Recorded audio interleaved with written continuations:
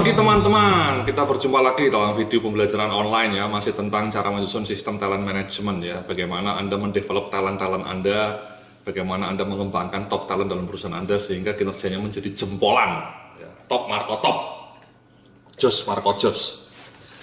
Nah, dalam slide video-video sebelumnya ya, jadi kita sudah lalui ya, jadi dalam video sebelumnya kita sudah belajar mengenai bagaimana mengidentifikasi critical position, posisi-posisi kunci, kemudian bagaimana mengidentifikasi potential talents, dan kemudian sekarang kita bicara mengenai talent development intervention. Ya. Dalam video sebelumnya juga sudah saya sebutkan ya, contohnya seperti ini ya. Jadi ini adalah posisi-posisi yang kita anggap sebagai posisi kunci dalam industri manufacturing ya. Ada sales, ada production, ada PPIC, itu kita anggap posisi-posisi kunci dalam perusahaan industri manufacturing. Ya. Kalau di rumah sakit ya mungkin dokter sama perawat, kalau di rumah makan koki gitu ya. Kalau di perusahaan consumer good mungkin marketing manager dan sales managers ya, juga termasuk production. Ya. Dan sekali lagi ketika kita mengidentifikasi top talent itu tidak tergantung hierarki ya. Jadi ada yang bisa managers, ada yang baru assistant manager, bahkan ada supervisor. Tapi kalau kita menganggap PPIC ini sebagai sebuah bidang yang kunci, ya kita akan pilih top talent dari bidang itu. Ketika kita menyebut bahwa production ini merupakan salah satu bidang kunci, ya kita akan pilih orang-orang dari production untuk dikembangkan menjadi top talent. Nah kebetulan di sini contohnya adalah dia assistant manager John Pambudi ini, sama Margono sama Marisa Natasa. Yang setelah di-assess, mereka lah yang berada pada posisi nomor 9 ini ya, top talent. Ya. Hasil asesmennya highly recommended, skor KPI-nya juga selalu di atas 95. Nah saya di sini dalam video kali ini akan menunjukkan bagaimana panduan untuk melakukan coaching dan special assignment ya. Jadi coaching sama special assignment ini merupakan salah satu metode untuk pengembangan talent ya. Jadi ini mas ya, jadi di panduan coaching for talent development ini saya akan memberikan contoh mengenai bagaimana melakukan talent coaching untuk talent development. Jadi pengertian coaching sendiri merupakan ini mas ya, bisa Anda perhatikan ya, proses pemberian umpan balik pengembangan dari atasan kepada bawahan. Tujuan coaching adalah memberikan umpan balik untuk peningkatan kompetensi bawahan melalui serangkaian pertemuan yang bersifat reguler, terfokus pada hasil dan dimonitor secara kontinu. Coaching yang dilakukan secara sistematis dan reguler merupakan salah satu pilar untuk pengembangan talent unggul, talent-talent yang cetar membahana. Ya. Jadi nanti Marisa sama John Pambudi ya, tadi yang sudah kita minta mereka melakukan coaching dengan GM Factory-nya John Pambudi. Kalau Marisa dengan direktur salesnya itu melakukan proses seperti ini ya. Nah, prosedurnya seperti ini ya, jadi atasan dan bawahan sepakat menyusun jadwal kegiatan sesi coaching minimal setiap bulan sekali. Jadi tadi kita minta Marisa melakukan 12 bulan ya, jadi 12 kali dia melakukan coaching dengan direkturnya. Pertemuannya one on one, durasinya 60 menit ya, maksimal lah ya mungkin ya, bukan minimal ya. Mungkin bisa 30 menit, bisa 45 menit ya.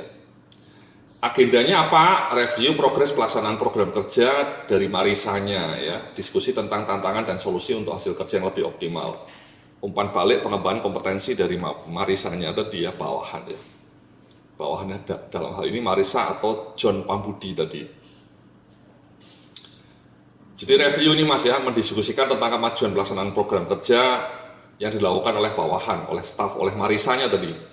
Kemudian nanti Marisa menyampaikan progres kemajuan tugas yang dilakukan dan atasan mendengarkan dengan penuh atensi. Nah ini yang penting ya, diskusi tentang tantangan dan solusi untuk hasil kerja yang lebih optimal. Mendiskusikan langkah-langkah perbaikan atau solusi yang harus dilakukan oleh Marisa agar kinerja makin meningkat.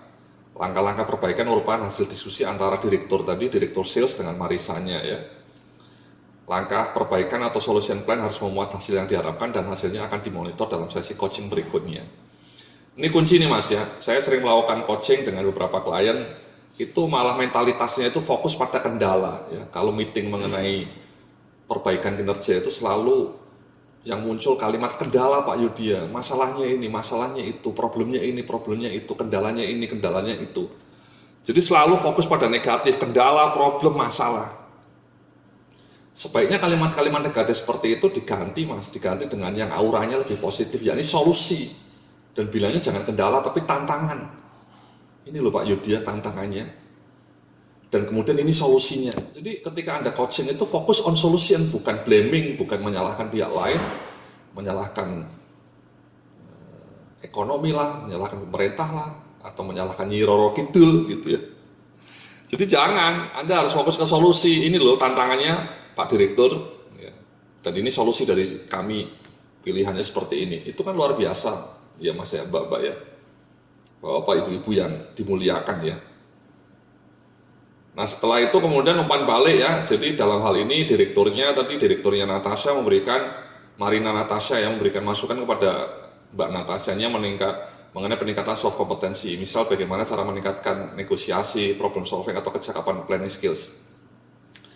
Disinilah kemudian direkturnya atau GM-nya tadi harus punya coaching skills juga. Kalau dia tidak bisa coaching skills, ya dia tidak bisa memberikan feedback Mas, Mbak ya. Jadi harus ahli juga atasannya sebagai seorang coach gitu ya.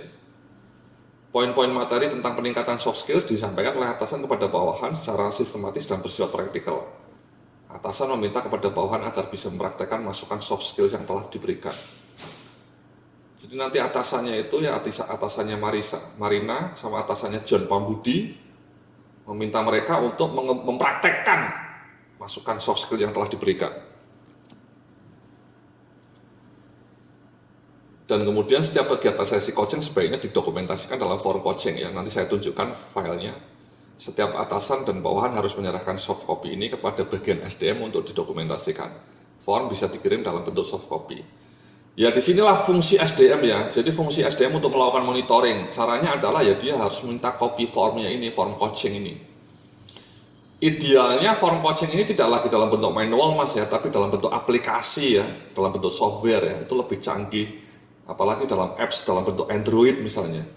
Jadi orang HRD-nya menyiapkan form coaching itu dalam bentuk aplikasi di Android.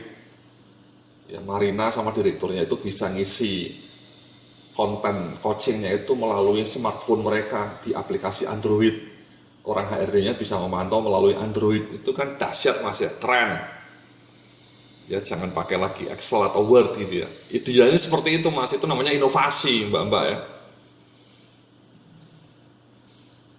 Boro-boro bikin aplikasi di Android Pak Yudi ya, bikin form coaching aja belum ada kita, waduh ya repot ya.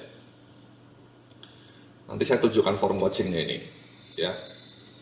Jadi itulah adalah panduan untuk sesi coaching ya, Mas-mas Mbak ya. Jadi Anda bisa menggunakan ini ya sebagai sebuah acuan untuk melakukan coaching supaya nanti ini Marina Natashanya dan John Pambudinya melakukan coaching 12 kali. Ya, dengan direkturnya, dengan GM Factory itu bisa optimal. Mereka sudah hebat saat ini. Sudah masuk top talent, kategorinya 9. Nah, supaya lebih hebat mereka di coaching lagi. Itu namanya pendekatan strength based revolution. Jadi pengembangan talent itu bukan lagi pada gap, bukan pada kelemahan, tapi justru kekuatanmu di mana di coach supaya makin tangguh, makin cetar membahana. Oke. Itulah ya video kali ini mengenai panduan coaching. Nanti saya akan lanjutkan dengan panduan untuk melakukan special assignment. Terima kasih, sampai jumpa dalam video berikutnya.